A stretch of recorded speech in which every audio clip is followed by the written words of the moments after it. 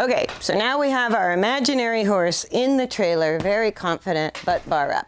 I'm going to just quickly show you the reason this is critical when you have a trailer with a ramp like this. This trailer closes up from the ramp first, right?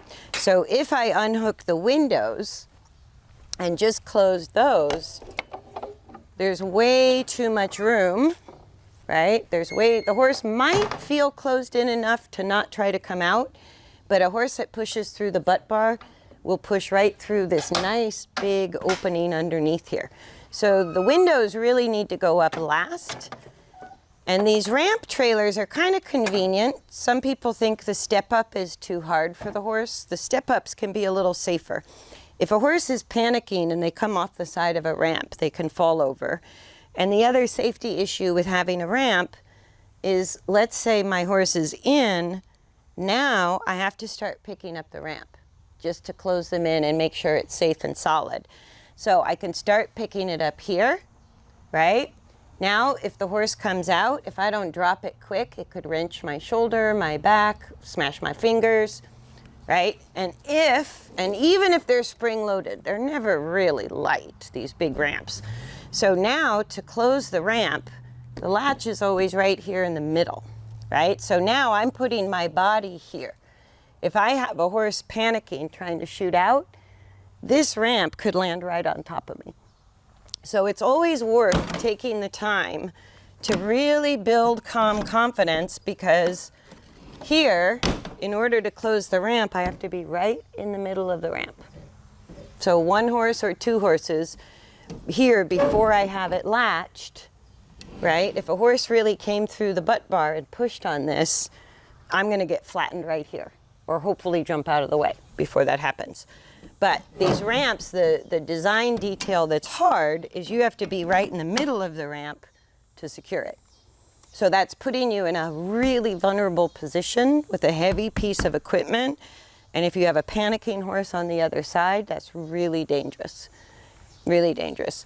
So, and the same thing too, when I go to unload the horse, right? So to close up the back of this trailer properly, I have to put the ramp up first, then I have to close both windows, right? Like that. So then when I go to unload the horse, the first thing I'm going to do is open the window. Now the horse, if they're not calm, if they don't feel safe in the trailer, they're going to start getting anxious right now because there's an open space at the top. So they're already thinking about getting out, maybe getting in a hurry. If my horse is anxious, this is the place I need to maybe go to the front, whether it's a window or an escape door like this, a full door, and I need to get my horse a little bit calmer.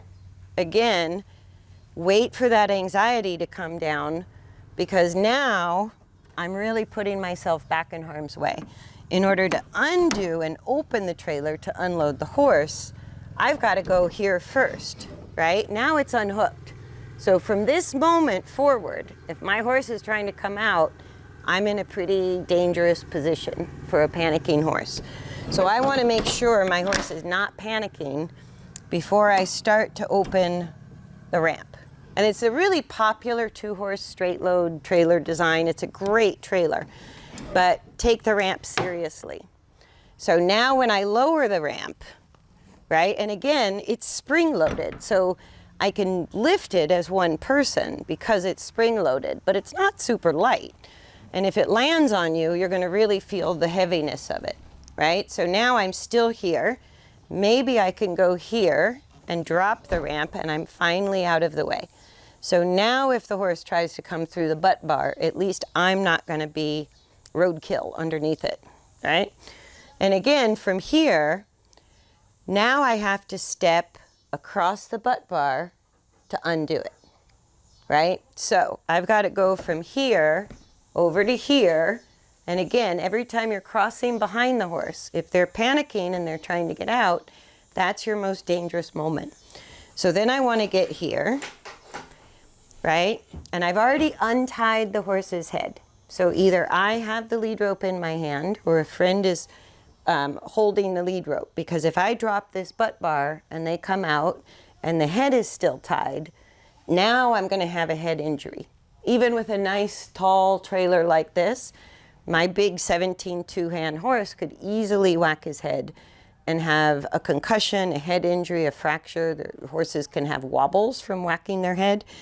So I want to make sure, as soon as I drop this butt bar, that if that horse comes shooting out, there's no resistance on the head, right? Because if you leave the horse hooked up front, but you take this down and they try to get out, now you've got a pullback inside a trailer. That's a recipe for disaster, because then they'll really panic, right? And if they break the snap, then you're going to have a head injury. You could have a horse flip over. You could have a horse kind of go underneath the divider, all kinds of bad things.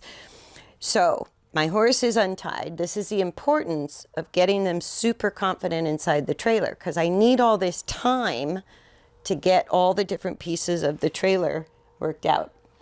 Cat loading. The cat trailer always has to check things out.